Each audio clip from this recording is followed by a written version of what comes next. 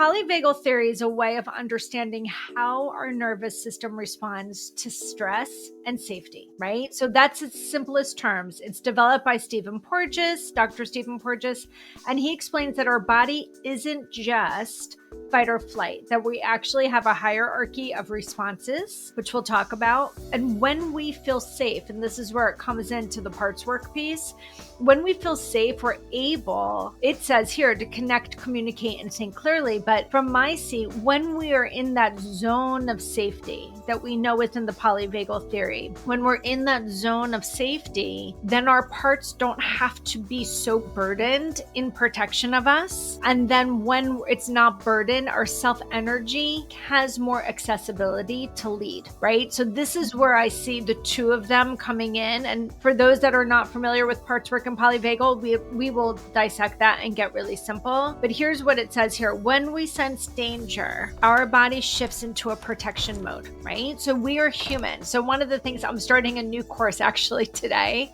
with Janina Fisher, and I'm excited about it because it all has to do with how as mammals we adapt to our environment. So our body shifts into this protection mode, either fight, flight, freeze, or even shut down, or we hear about fawning. And it's not something we choose. It's how our nervous system is designed to protect us based on past experiences. The theory helps explain why we react the way we do and how we can start to feel safer in our own systems. And when we do that, we gain more control. And to me, the control is we can lead more from the seat of ourself, which is who we are initially. Polyvagal theory is relevant to everyone, right? But when we are in active abuse and or we've experienced abuse that our nervous system got trained to be defensive within, right? Because here's the thing, the bottom line is our bodies are designed for survival.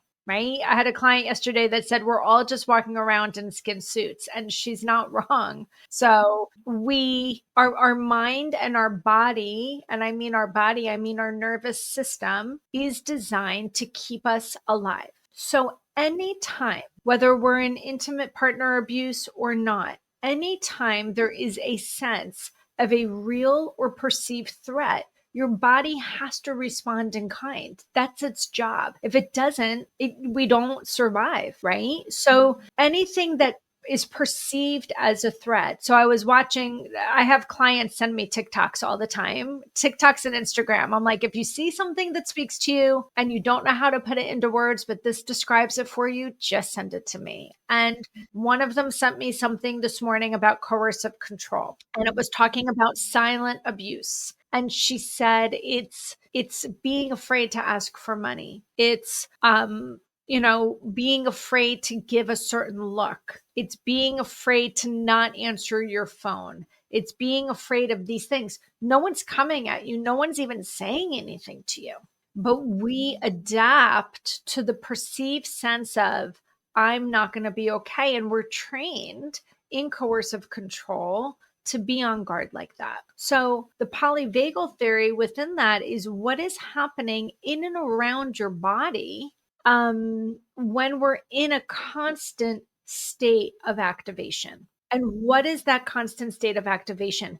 We're not in what I call the green zone. The green zone is, you can look at polyvagal theory and you can look at what's known as a window of capacity or a window of, for those of us who grew up, say, I'll just use this as an example, grew up in what I call a mist of dysfunction. We're kind of always easily ready to access that space outside of that comfort zone, right? Like I always said, and I never understood what I was saying, to be honest with you, but I always said in my teens and my 20s and my 30s, I have a go bag ready 24/7. And what I was really saying is I'm always ready to rumble. I'm always ready to protect. I'm always ready to defend. I'm always ready to go. And I carried that burden. Part of me, I was in a state of constant anxiety, even if it was a low hum, 24/7.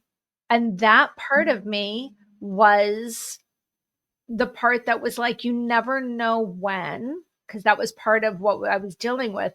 I was living in an unpredictable environment.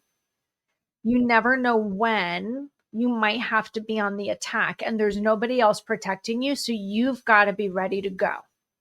When I say that, I want somebody to identify with it. That part of me was my anxiety part, in the sense that it had this anxious reaction in my nervous system. My chest was always tight. I always had a hard time getting a full breath. My throat always felt like it was closing. My stomach was a mess. I was so skinny in high school. So I couldn't eat. I could not ever access rest or digest. I just couldn't. And that lasted for 20 years.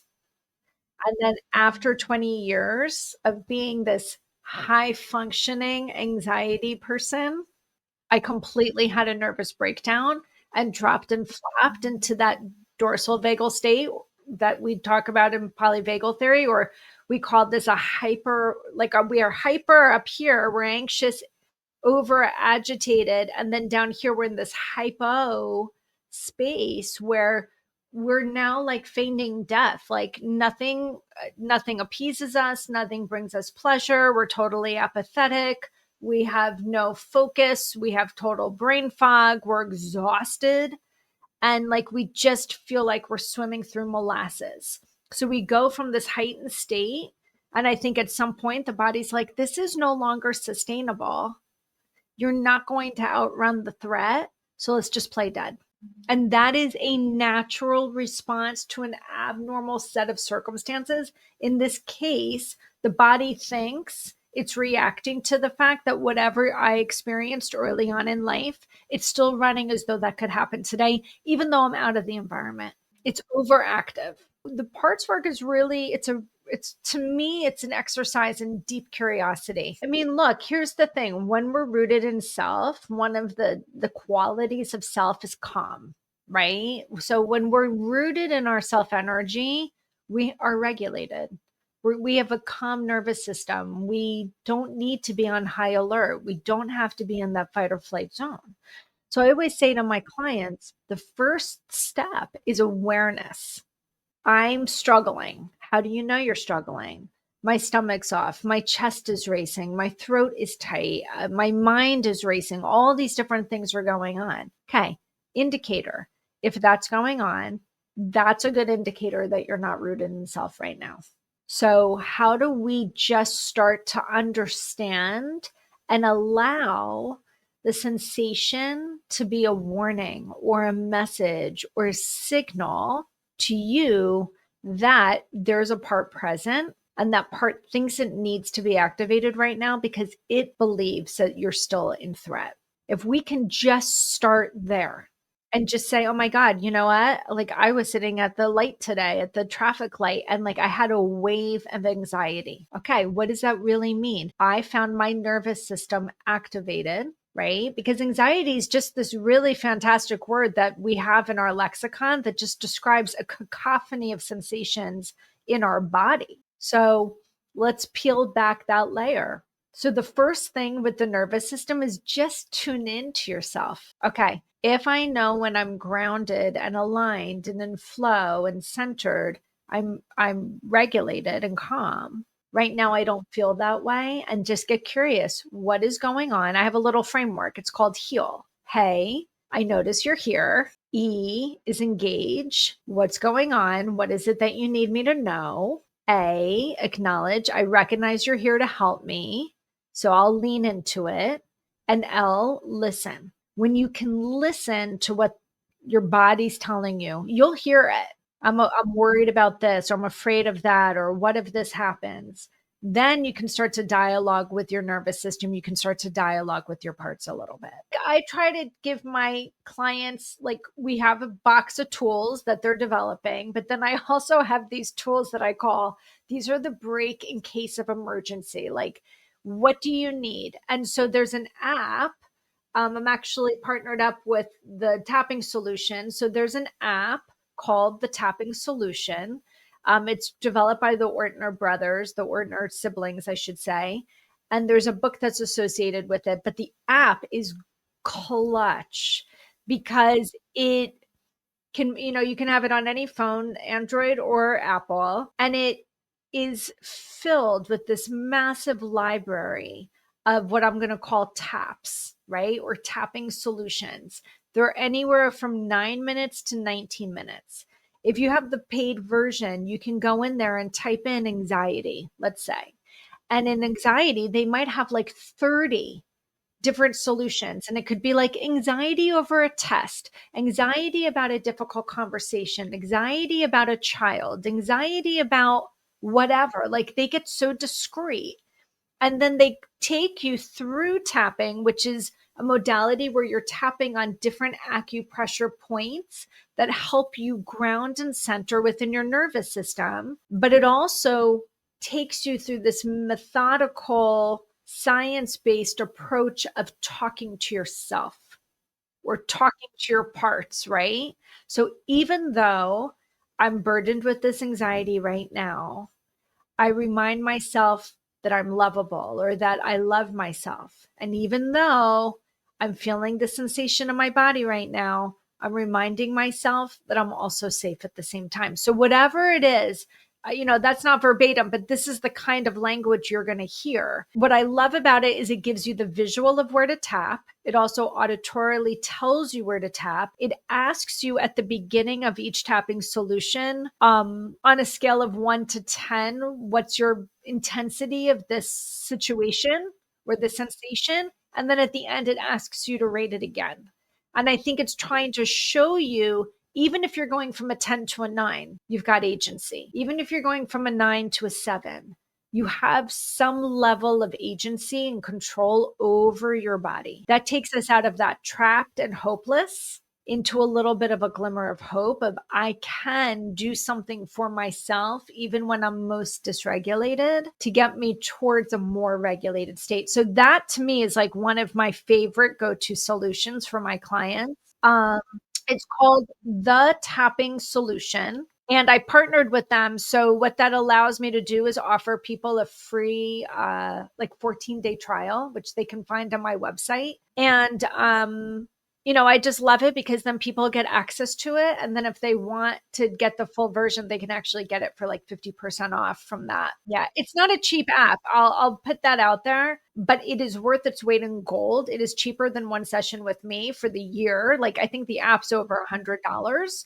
But if you have this thing in your purse, in your back pocket, in your console, and you can use it at any time unlimited for that cost, it's worth its weight in gold. And what I like about it also is it doesn't have to be reactive. So they've gotten really smart. They have all these proactive kind of like challenges. So like, how do you start your day with tapping? How do you start your day with tapping in gratitude or tapping in abundance? Or so you're priming your nervous system to start with a wider window of tolerance, to start your day out, regardless of what's going on. So you have a wider capacity for life's ups and downs, which I love. It doesn't have to be just a break in case of emergency. It can also be like a primer for a wider window of tolerance within your nervous system. I think it's just so important for people to know no one's broken.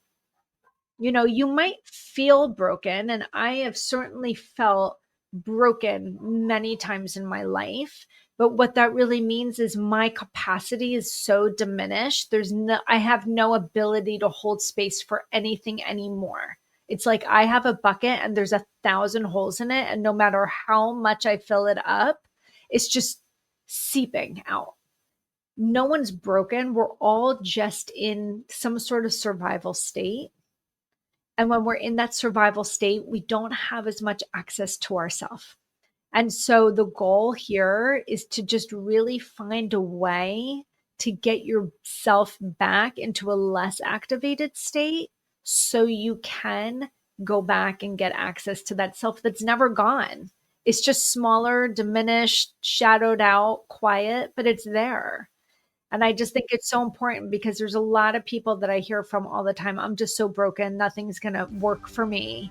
And that is extra trauma because that feels like you're trapped and it feels like you're hopeless and it feels like you're horizonless and that nothing's worked so far, so nothing can work. And I would just say that I don't think that that's true. I think that there's a lot out there that people haven't been exposed to yet.